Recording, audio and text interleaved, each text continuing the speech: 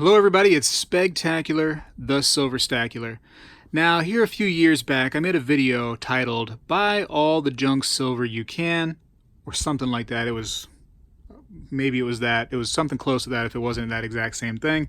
Here in 2019, I have better technology. I have a better phone to record everything on, and I have a better voice. At that time when I was making those videos, I had a very young child, and I had a mother that was trying to, not my mother, but the child's mother, who was trying to get that child to sleep half the time when I was able to make videos. So I had to be very quiet. But now I can be a little bit louder because I just can. So here we go. It's going to basically be a redo of that video. Some reasons why I believe that the junk silver is something that you should buy all you can buy of it, man. It's great stuff. And I figured, hey, I have some of it that I haven't sorted through yet. I need to get that done. So go on a journey with me. Let's sort some stuff out, and let's talk about it while we're doing it.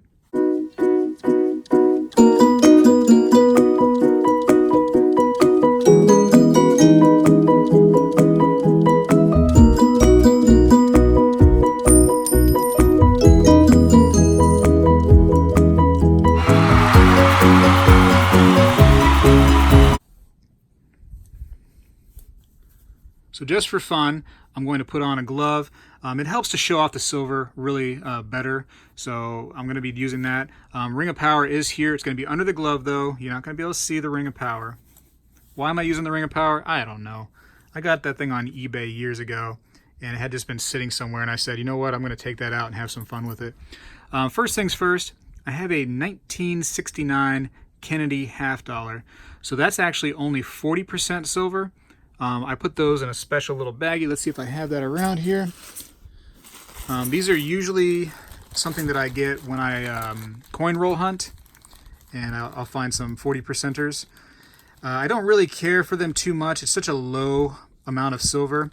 And I tell you what, man, people that sell these right here will usually sell them well below spot price. I mean, I don't want to say giving away because that's going to lead you astray. But they sell them for awfully cheap. Compared to what they're actually worth silver weight and value, and they're easily found.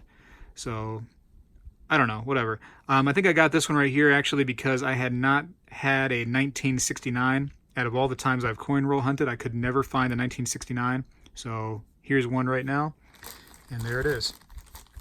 But to talk about why I think you should buy all the junk silver you can, within reason, of course. You can't be, taking out loans and stuff to buy this. But, if you're going to buy silver, really consider the junk silver. It has so many good reasons to buy this stuff right here. One of the biggest ones that I love is this is actually American history, and it's cheap too. It's basically antiques at some of them. This right here, for instance. Look how old this coin is. This Barber dime. This was 1916 right here, so over 100 years old. And you can buy some of these right here, these Barber dimes in kind of junky condition for like $1, $1.20, $1.30. Pretty cheap to get a piece of history right here in your hand. This happened. This is not something that was made up. This was not, designed in a basement somewhere.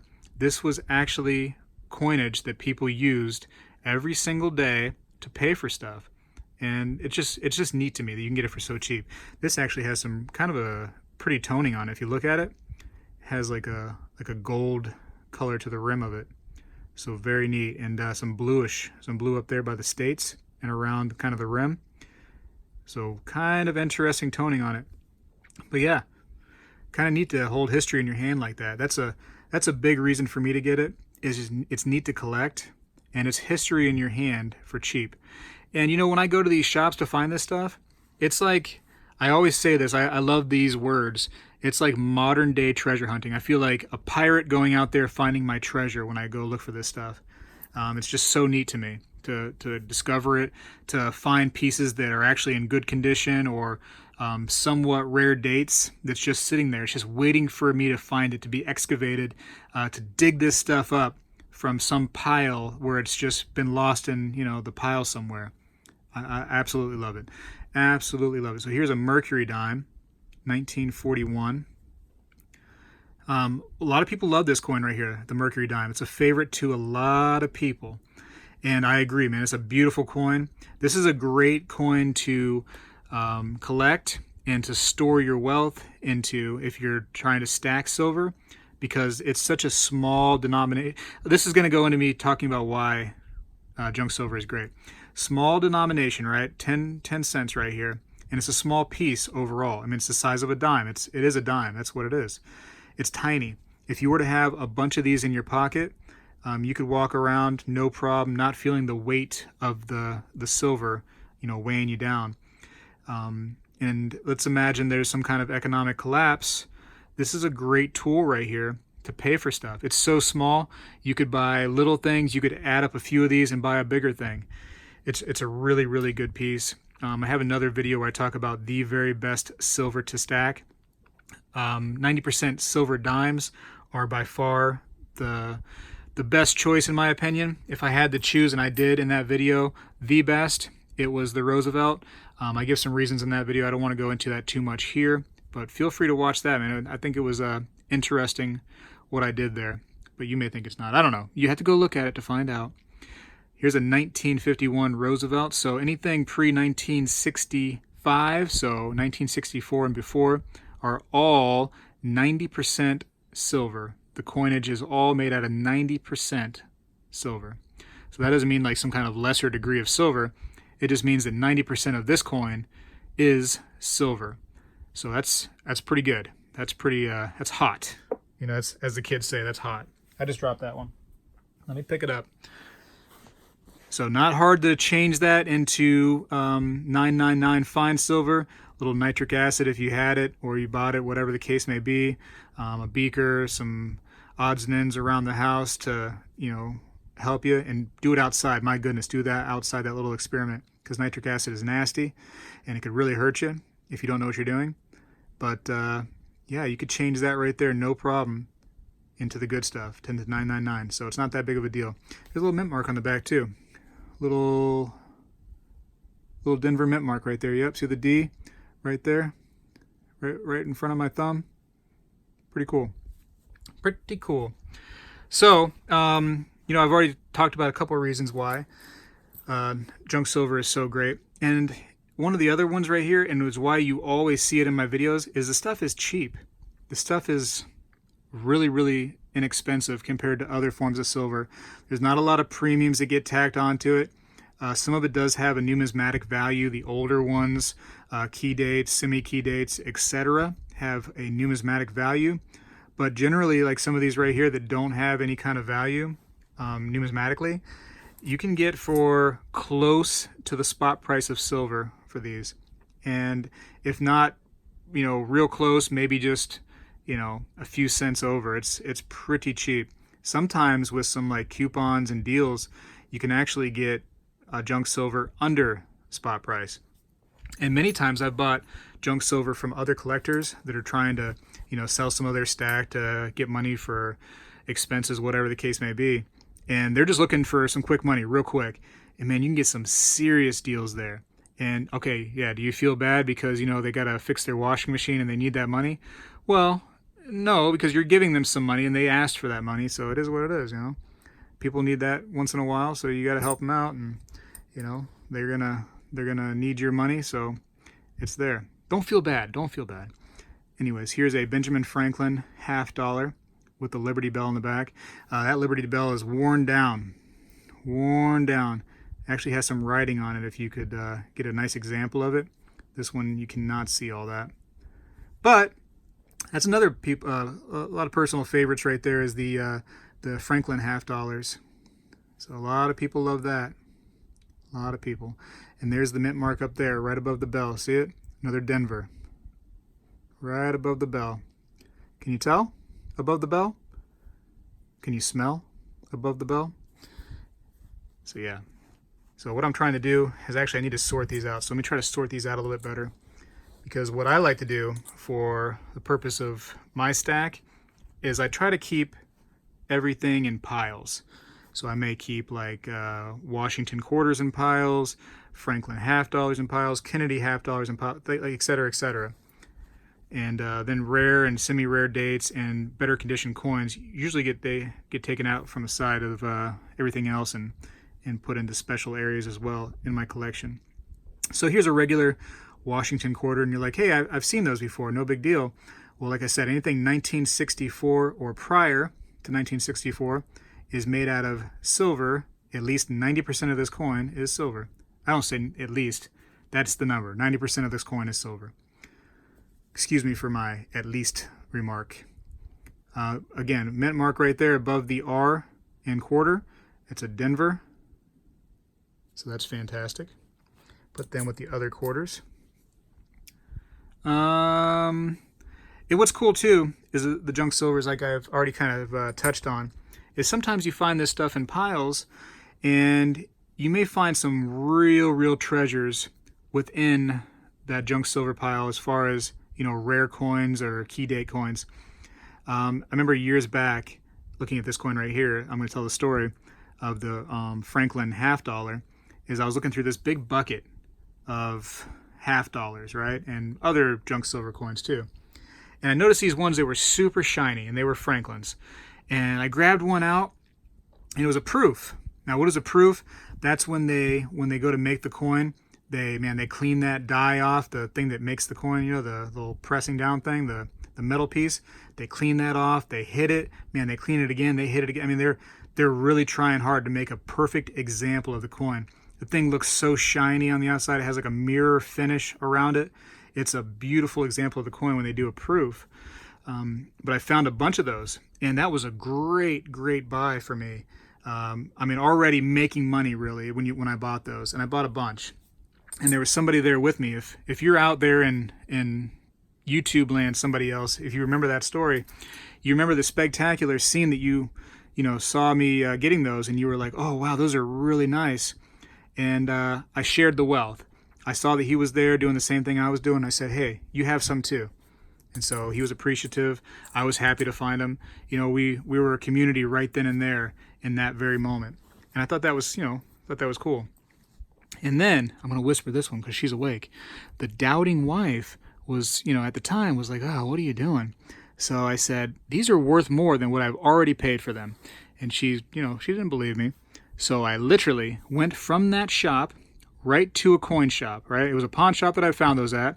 And I went to a coin shop immediately. I mean, same day, same hour time frame. Just boom to boom. And I sold those proof Franklin half dollars for about triple what I ended up paying for them. So I thought that was kind of neat. Actually, triple is by far underestimated. It was more like a quadruple to quintuple, 4 to 5 times what I paid for them. And I only sold 2. I sold 2 to the guy just to prove that I could do it. And then I showed my wife the money. I said, look at that. I said, I told you I'd make more money than I already, and it was just as simple as finding it and grabbing it and putting it aside. I mean, it was easy. It was easy. Anyways, I'll tell some more weird stories like that too, just for fun. You're probably just like, well, okay, what a weirdo, just telling stories. But I think that was kind of like how this other video was back in the day when I made it. So I kind of want to, touch on that again and go back to that video, the video I was telling you about where I made it and it said, buy all the junk silver you can. And I was giving my reasons, my stories, etc. And that's why, it's part of the reason why I really believe in this stuff. It's because of my own experiences and my own preferences. And I always have said that this stuff is the way to go. And that's not me saying that it's the only way to go.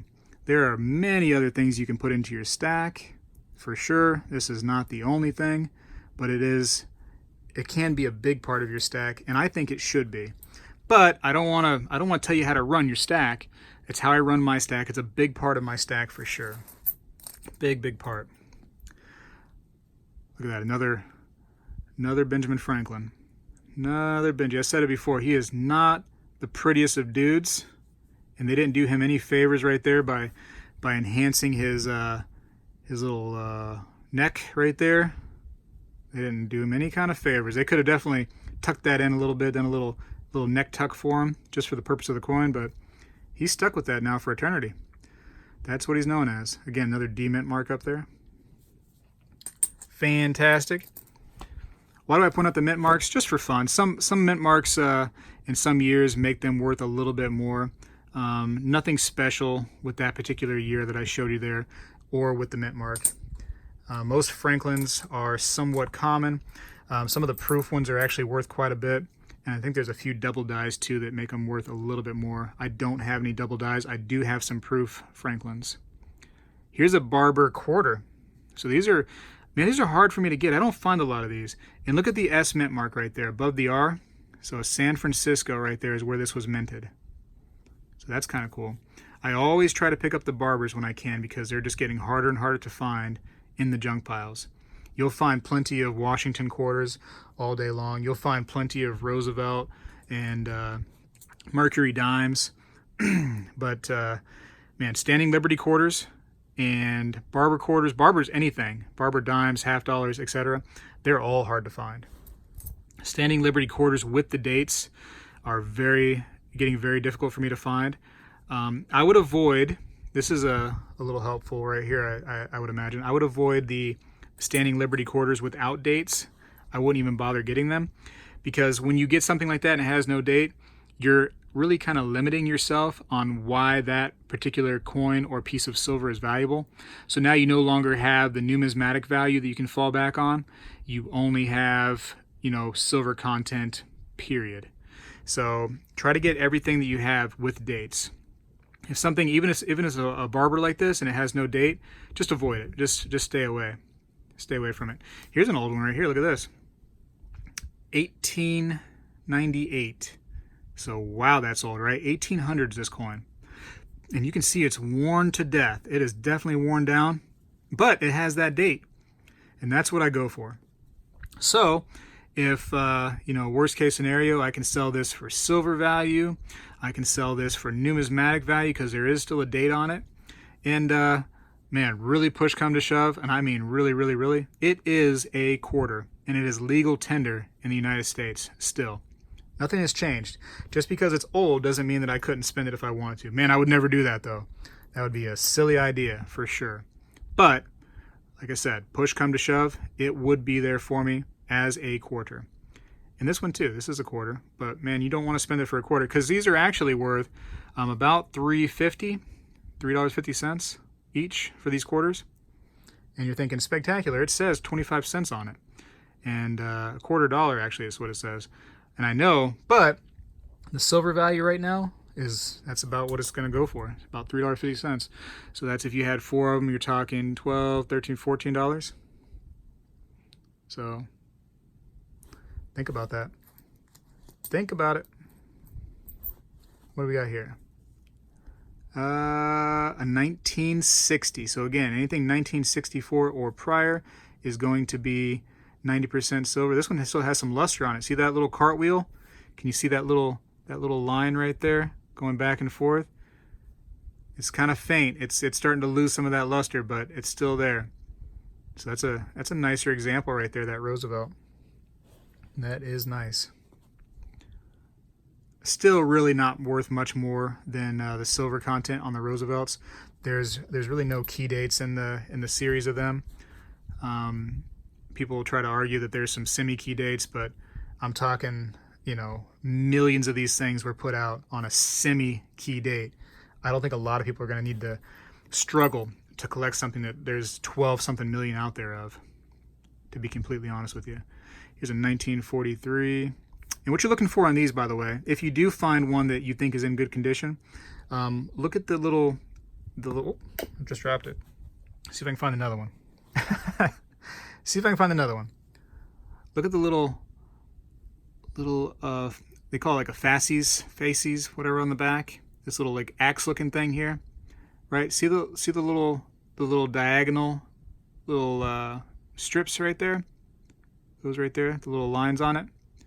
Those right there are part of the highest point of the coin. So right there, so those tend to get rubbed off kind of quickly. So if you can find those that are still intact, the more intact they are, generally, most likely, the better the condition of the coin.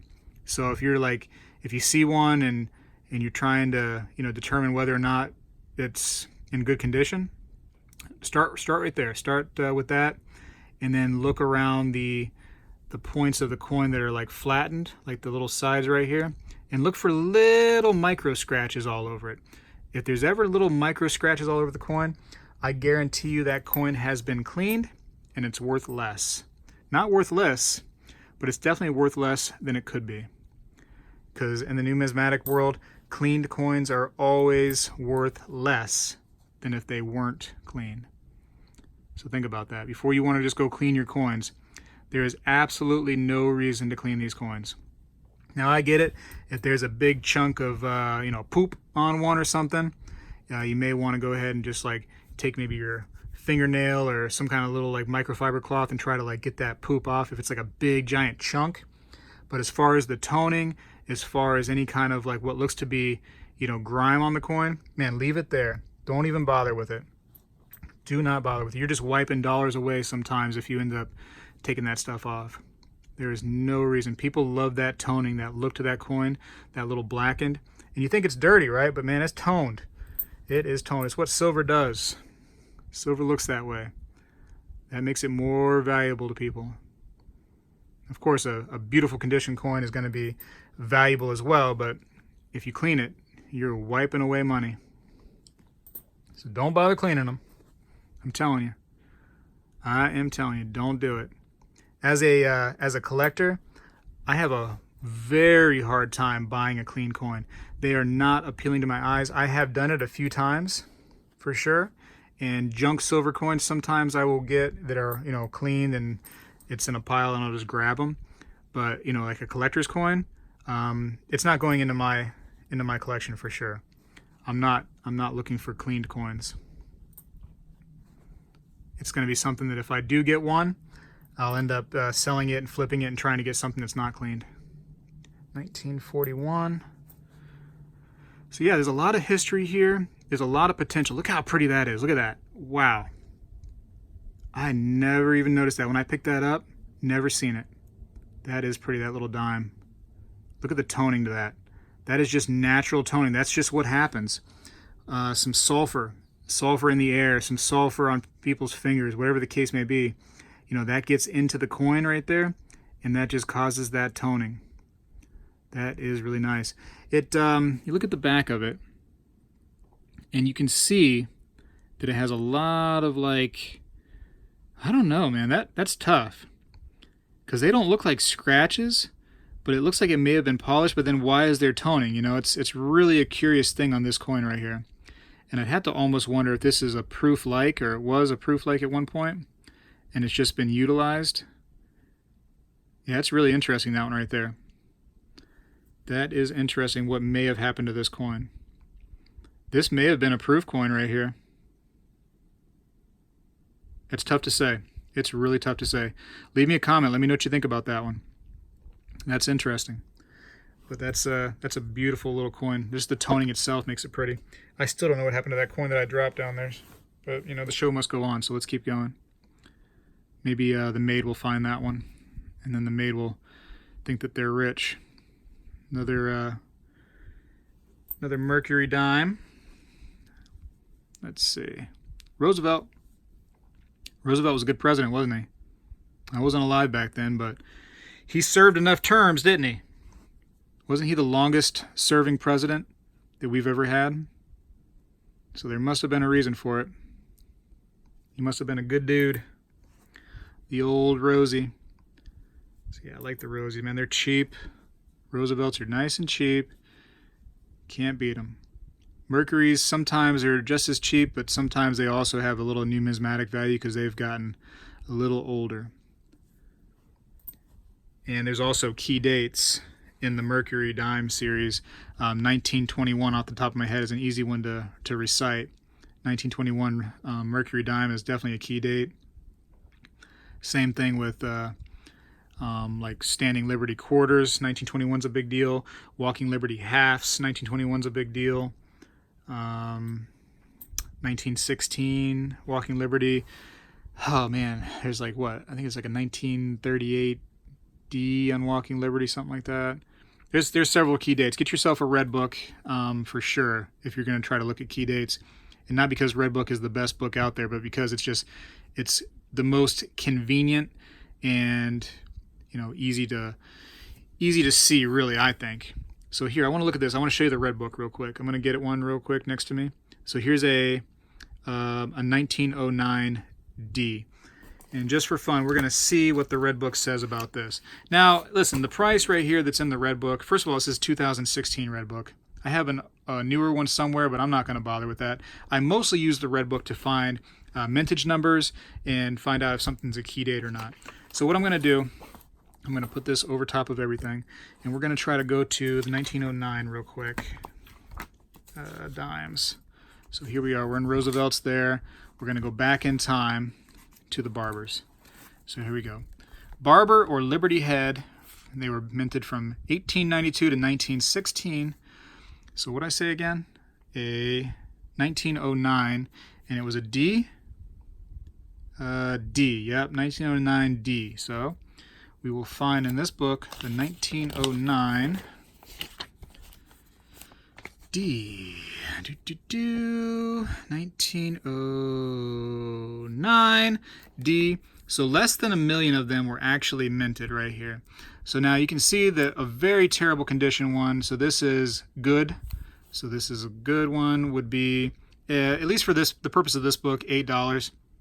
It's most likely somebody will give you much less than $8 for one of those things right here. But just one step up, if you were to have a very good 8, man, you're talking about a $20 jump. And you can see that the price of the coin is significant as it goes up, which tells you, based on what the general numbers are here, $4, $4, this is a semi key date coin. It's actually still kind of low too. So less than 1 million were minted. You can see from other numbers, you have like 5 million here, 4 million, 3, 22 million. So you're talking about a semi key date. Kind of a nice find, I think. Really nice find. The condition is not terrible, but it's definitely not great. There's enough of the date to be seen. It's easy to see the mint mark. I'm happy to have it. You want to do a few more of those while we're doing this, just so you can see the difference.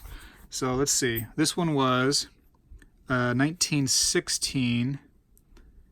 No mint mark, which was the last year. That was the last year of the Barber, right? 1916, I believe. So let's see. So here, 1916 no mint mark. You can see, for example, this one right here, there was 18.5 million almost minted. So compared to the less than 1 million of that last one, very, very common coin. Very common. What else we got here? This one is in really bad condition right here.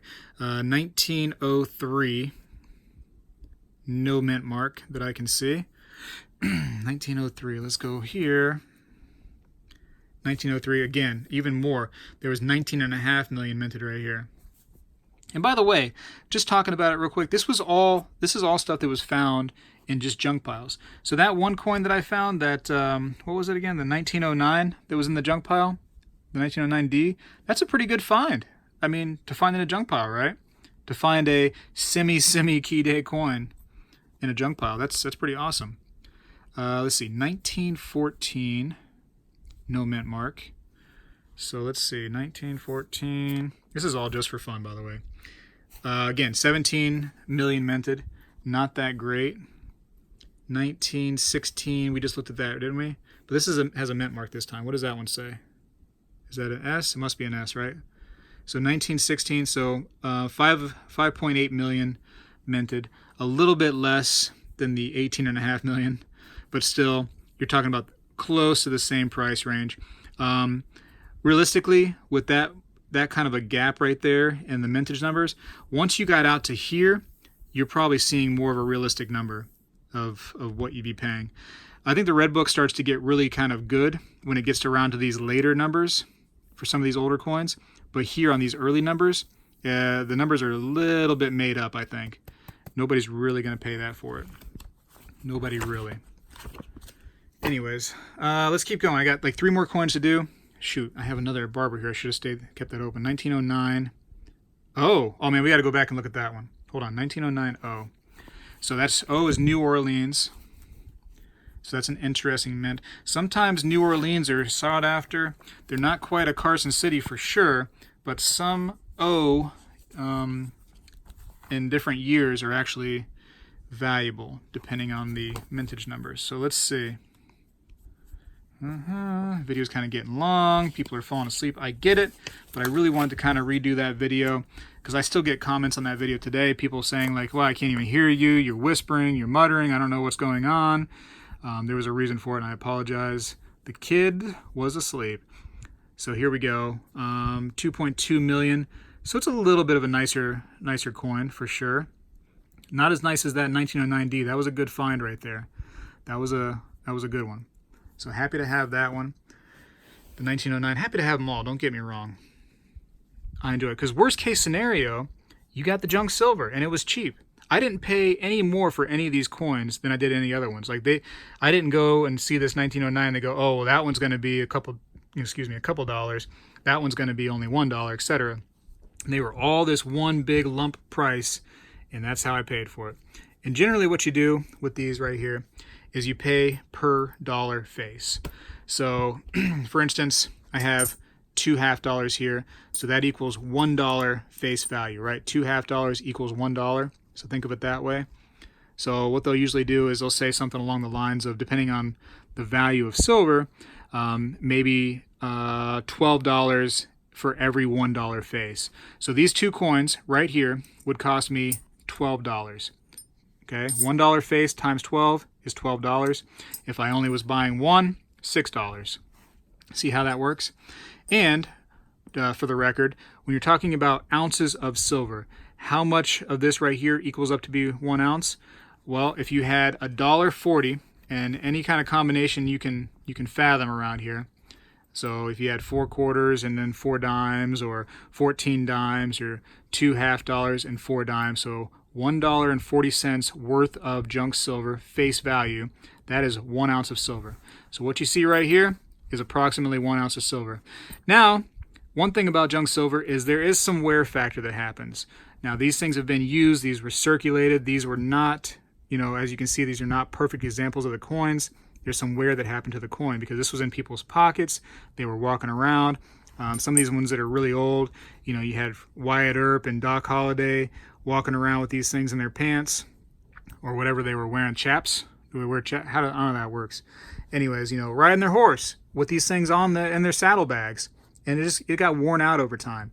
And so there is a little bit of silver loss because of that wearing down. So that's something to consider. If you're really stacking only for silver weight, realize that these are going to be a little bit less. And believe it or not, Spegtacular has a video of me weighing different constitutional silver. This is all called constitutional silver, junk silver, whatever you want to call it. It's just a name. But I have a video where it shows me weighing different forms of junk silver, constitutional silver, etc. And it kind of talks about which ones have more wear on average. There's no way to say like, guaranteed all of these coins are going to have more wear, but on average it seems like, of course you would think so. The older they go, the more wear there's going to be on them. And it only makes sense. So, anyways, that's kind of the redo of that video. Hopefully this was enjoyable. It was enjoyable for me. I always enjoy talking to you all, and this time was no different. I definitely enjoyed going over my stack. You were here to help me and look at my stuff with me, and I've moved my ring of power a couple times to different fingers. I probably shouldn't mess around with it because you know how that goes. If you ever watched Lord of the Rings or The Hobbit, you know what this is all about, this ring of power. So anyways, thank you for watching. Or yeah, did you watch it? Were you still here? Did you leave? Did you leave? Are you still here? Thank you for watching the video. And maybe one of those people that said like in the comments, oh, I can't watch that video. It's too quiet. There's too much mumbling. Maybe you came back and you gave it another chance now that you've seen the new video, and hopefully it was a little bit easier to hear. I apologize for last time. I was trying to get the message out, but it was just hard for me with the circumstances of having a little baby. And the baby needed that sleep, and the wife needed some rest too. So I had to try to make everybody happy. I was trying to make you all happy with some information, and the family happy by not being loud. And anyways, that's in the past now. This is the future. Junk silver is out there. It's still out there. You can still, I mean, I just found this semi-key date right here. This is an example. And I didn't even look at anything else, really. Off the top of my head, I don't think there was any, there might have been something special here. I don't know. I don't remember anymore. I have to go back and look at the red book and see if there's anything special there. Shoot, let's do it for fun real quick before I end this video. Real quick. And then I'm done. And then I'm going to tell you all goodbye. Just because they are older coins, the barbers, sometimes you get surprised with these things. So let's see what I have here. I have a 1898, no mint mark, so 1898. So that's a quarter. So we're going to go to the book. We're going to find quarters, 20-cent pieces, quarters right here. Okay, those are seated liberties. Those are a little bit earlier. We need to find barbers. Still in the seated liberties. Those were a pretty large series. Still there. Barbers. Boom. What did I say? 1898? Let me make sure. Yes, 1898. So that should be a pretty early one. And it is 1898. Whoa, there's a lot, right? 11.1 million minted. So not a key date by any means. In fact, if you look at the series, that was a big year for them right there. It blew up right there in that year, 1898. So nothing special there. Whoa, almost dropped the book. And whoa, where are we at? 1900 on the dot. I think I have, oh wait, hold on. 1900S. That's a rough mint mark right there, but it is definitely an S mint mark. I'm going to zoom in on that for you so you can see how the edges of the S end up looking. So you can see the S right there. Definitely San Francisco, but definitely worn down. Anyways, 1900 on the dot, and I do believe I have some other 1900s around, and I don't believe they're a key date just off the top of my head. No, 10 million of them right here. Let's see. But boom, actually it's not so bad. You're talking about 1.8 million. Still not great though. That's pretty common really in the world of coins. 1.8 million. You look at some other key dates, like right here, 784,000. You can see the difference in price, how it bumps it up right there. So, anyways, red book out. At this point, I should go. I should leave you. This has been a long video, but I believe there's a lot of importance here with the junk silver. Go to your pawn shops, your coin shops, your coin shows, and look at their junk silver. What I like to do and what I suggest is find the places that will let you pick out individual pieces for yourself. Some places don't do that. They have like little grab bags and it will say like, you know, $10 face for this amount of money, you know, take the whole thing or leave it. I personally like to leave those behind. When you see those like that, somebody else has already been through them. So you're not going to find, most likely not going to find that modern day treasure that I was talking about earlier. So find some places that will let you pick through it individually and get the pieces that are good, man. Find some better condition pieces, some better dates, some better looking coins, or find the coins that you want, that you're particularly into. Anyways, I better go.